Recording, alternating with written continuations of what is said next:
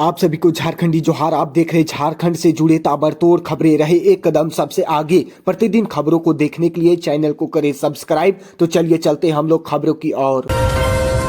झारखंड में धान खरीद अभियान ने रफ्तार पकड़ ली है। शुरुआती दिनों में लाखों क्विंटल धान की खरीद हो चुकी है। हालांकि कई किसानों ने भुगतान में देरी की शिकायतें दर्ज कराई हैं। सरकार ने कहा है कि तकनीकी कारणों से भुगतान अटका है और जल्द ही किसानों के खातों में राशि भेज दी जाएगी।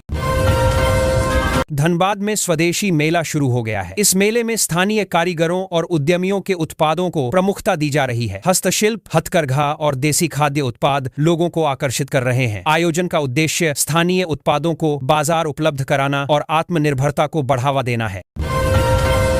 धनबाद में कोयले के अपशिष्ट से मजबूत कंक्रीट बनाने पर नई रिसर्च सामने आई है। वैज्ञानिकों का दावा है कि इससे निर्माण लागत कम होगी और पर्यावरण को भी लाभ मिलेगा। यदि यह तकनीक सफल होती है तो कोयला क्षेत्र में अपशिष्ट प्रबंधन की बड़ी समस्या का समाधान हो सकता है। धनबाद के साकेत ने ईएस परीक्षा में ऑल इंडिया रैंक 31 हासिल कर जिले और राज्य का नाम रोशन किया है। साकेत की इस सफलता से युवाओं में उत्साह है। उन्होंने अपनी सफलता का श्रेय नियमित पढ़ाई और परिवार के सहयोग को दिया है। स्थानीय लोगों ने उनका भव्य स्वागत किया। धनबाद में 21 जोड़ों का सामूहिक निकाह आयोजित किया गया। इस आयोजन का उद्देश्य दहेज मुक्त समाज का संदेश देना था। कार्यक्रम में समाज सेवियों और स्थानीय जनप्रतिनिधियों ने हिस्सा लिया। सभी जोड़ों को गृहस्थी के लिए जरूरी सामान भी दिया गया। आयोजन को लोगों से सराहना मिल रही है।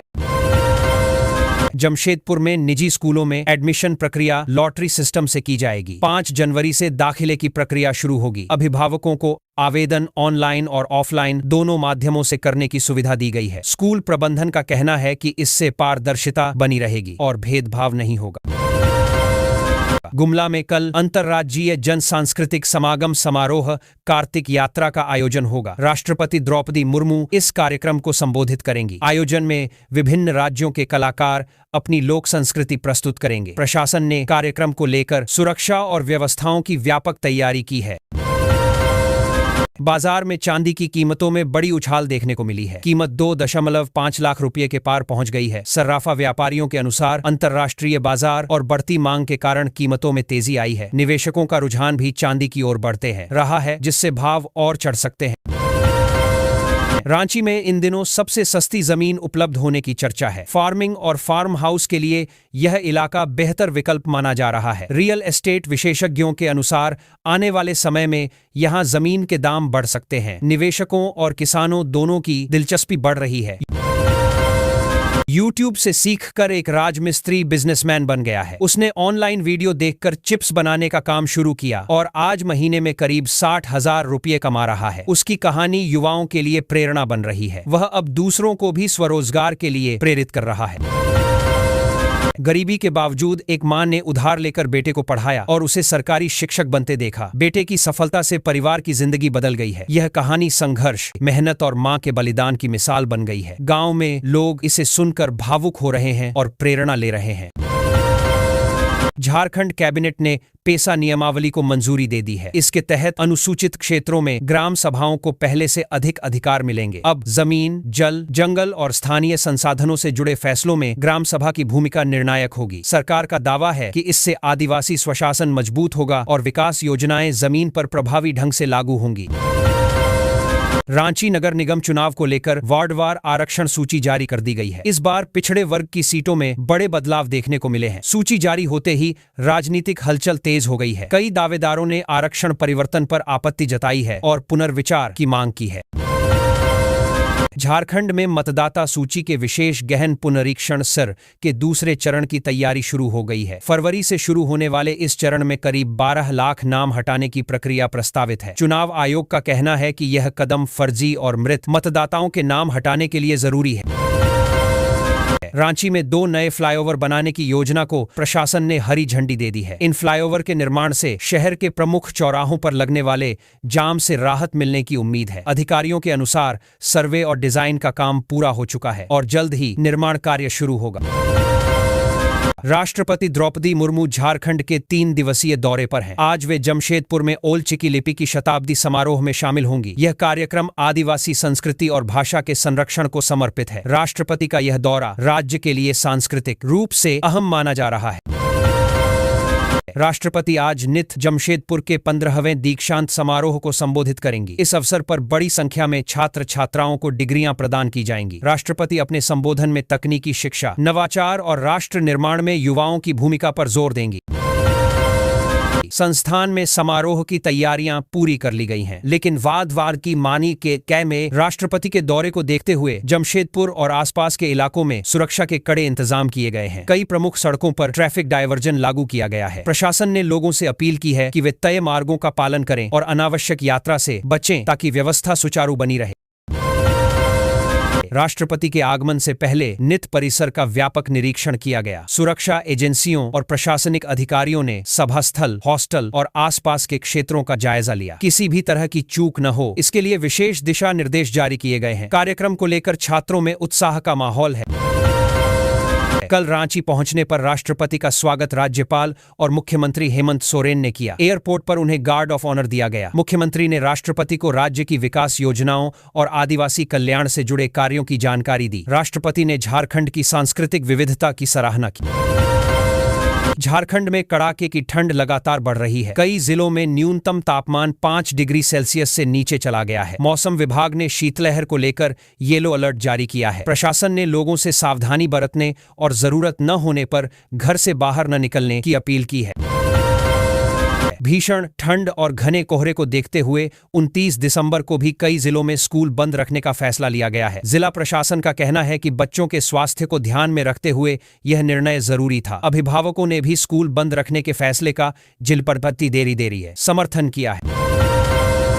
रांची में कक्षा 12वीं तक के सभी स्कूल 31 दिसंबर तक बंद रहेंगे। शिक्षा विभाग ने आदेश जारी कर दिया है। ठंड और कोहरे के कारण सुबह के समय दृश्यता बेहद कम हो जाती है, जिससे बच्चों को परेशानी हो रही थी। स्कूलों में पढ़ाई ऑनलाइन माध्यम से कराने के निर्देश दिए गए हैं।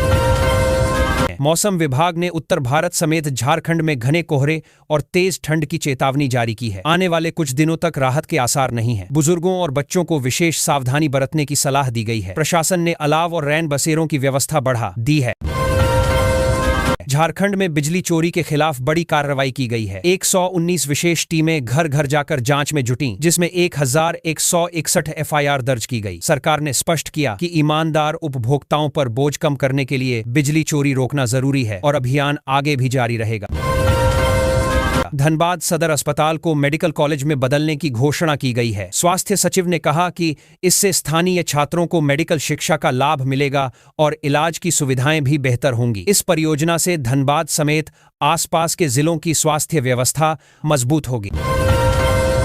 रांची में राष्ट्रपति द्रौपदी मुर्मू आज शाम पहुंच रही हैं और 28 से 30 दिसंबर तक झारखंड प्रवास पर रहेंगी। वे रांची में राजभवन जाएंगी और अगले दिन जमशेदपुर में जाहिर थान कार्यक्रम व एनआईटी दीक्षांत समारोह में हिस्सा लेंगी। राष्ट्रपति के झारखंड दौरे को देखते हुए रांची एयरपोर्ट से अरगोड़ा चौक तक नो फ्लाई जोन घोषित किया गया है। सुरक्षा के कड़े इंतजाम किए गए हैं। पुलिस, प्रशासन और खुफिया एजेंसियां अलर्ट मोड पर हैं ताकि किसी भी तरह की चूक न हो। राष्ट्रपति दौरे के कारण रांची शहर में ट्रैफिक व्यवस्था में बदलाव किया गया है। हिनू चौक से लोक भवन तक कई मार्गों पर प्रतिबंध लगाए गए हैं। आम लोगों से अपील की गई है कि वैकल्पिक रास्तों का उपयोग करें और प्रशासन का सहयोग करें। जमशेदपुर में राष्ट्रपति के कार्यक्रम को लेकर शहर को अभेद्य किले में तब्दील कर दिया गया है। दूसरे जिलों से अतिरिक्त पुलिस बल बुलाया गया है। चप्पे चप्पे पर निगरानी रखी जा रही है और कार्यक्रम स्थल के आसपास कड़ी जांच की जा रही है। झारखंड में कड़ाके की ठंड का प्रकोप जारी है। गुमला में न्यूनतम तापमान 2.8 डिग्री सेल्सियस से नीचे दर्ज किया गया। मौसम विभाग ने राज्य के 12 जिलों में शीतलहर को लेकर येलो अलर्ट जारी किया है और सतर्क रहने की सलाह दी है। रांची में न्यूनतम तापमान 3.6 डिग्री सेल्सियस तक गिर गया है। घना कोहरा और ठंडी हवाओं से जनजीवन प्रभावित है। सुबह और रात के समय सड़कों पर दृश्यता कम होने से वाहन चालकों को काफी परेशानी का सामना करना पड़ रहा है।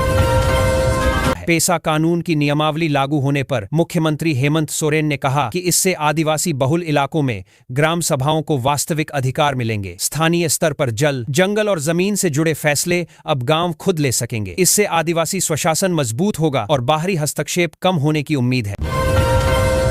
बिजनेस रिफॉर्म एक्शन प्लान सर्वे में झारखंड को टॉप अचीवर राज्य का दर्जा मिला है। राज्य सरकार ने कहा कि इससे निवेशकों का भरोसा बढ़ेगा। उद्योगों के लिए online clearance, single window system और नीति सुधारों के कारण औद्योगिक निवेश और रोजगार के नए अवसर पैदा होंगे।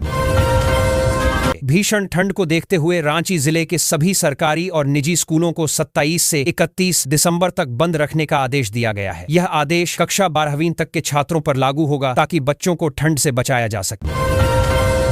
मौसम विभाग ने अनुमान जताया है कि 28 दिसंबर से झारखंड में तापमान में 2 से 3 डिग्री सेल्सियस तक और गिरावट हो सकती है। लोगों को गर्म कपड़े पहनने, अलाव का सहारा लेने और सुबह शाम अतिरिक्त सावधानी बरतने की सलाह दी गई है।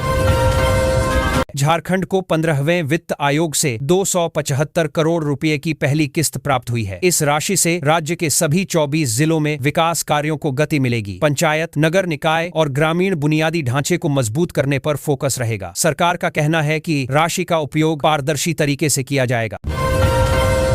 झारखंड कैबिनेट ने पेसा नियमावली को मंजूरी दे दी है। इससे ग्राम सभा को अधिक अधिकार मिलेंगे और आदिवासी क्षेत्रों में स्वशासन मजबूत होगा। भूमि, जंगल और जल संसाधनों पर स्थानीय समुदायों की भूमिका बढ़ेगी। सरकार ने इसे आदिवासी सशक्तिकरण की दिशा में ऐतिहासिक कदम बताया है।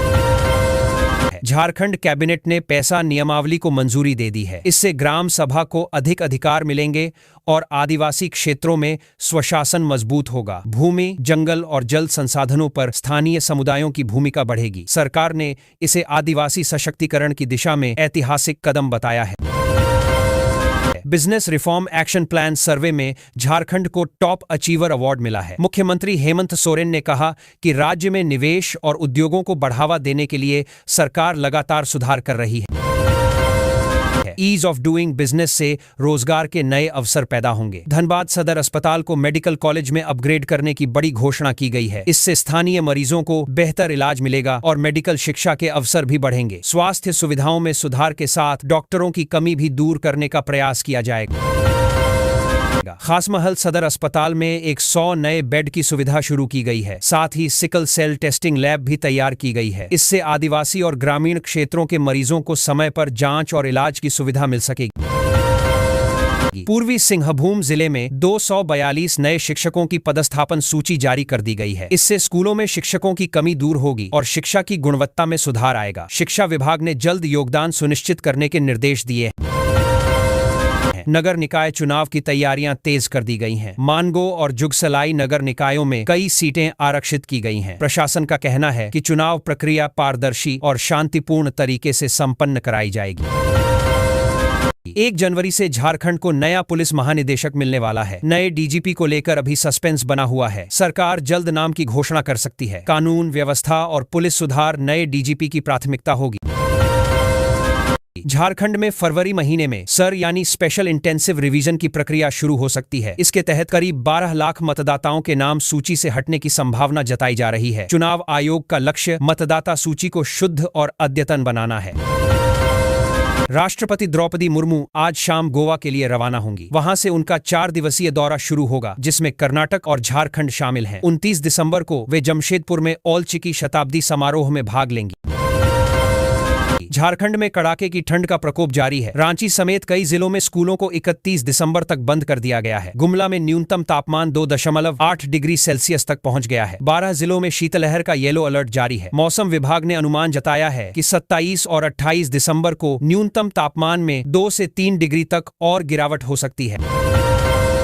धनबाद सिंदरी रेल लाइन पर सीआरएस निरीक्षण की प्रक्रिया पूरी हो गई है। इसके बाद जल्द ही इस रूट पर पहले से रद्द ट्रेनों के संचालन की उम्मीद बढ़ गई है। इससे औद्योगिक और यात्री आवागमन को राहत मिलने की संभावना है। टाटा ओपन 2025 गोल्फ टूर्नामेंट में युवराज संधू ने शानदार खेल का प्रदर्शन किया है। उन्होंने लीडर बोर्ड में शीर्ष स्थान हासिल कर सभी को प्रभावित किया। खेल प्रेमियों और राज्य के लिए यह गर्व का क्षण माना जा रहा है। अप एससी सिविल सेवा परीक्षा के परिणाम में झारखंड के कई युवाओं ने सफलता हासिल की है। अलग अलग सेवाओं में चयन से राज्य का नाम रोशन हुआ है। परिवारों और शिक्षण संस्थानों में खुशी का माहौल देखा गया। प्रधानमंत्री राष्ट्रीय बाल पुरस्कार से झारखंड की अनुष्का कुमारी को सम्मानित किया गया है। उनकी उपलब्धि ने राज्य के बच्चों और युवाओं को प्रेरित किया है। सरकार और समाज ने उनकी सफलता की सराहना की है। झारखंड आईपीएस कैडर में 2013 बैच के 6 अधिकारियों को सिलेक्शन ग्रेड प्रमोशन दिया गया है। इससे पुलिस प्रशासन में अनुभव और नेतृत्व क्षमता को मजबूती मिलने की उम्मीद है। अधिकारियों को नई जिम्मेदारियां सौंपी जाएंगी।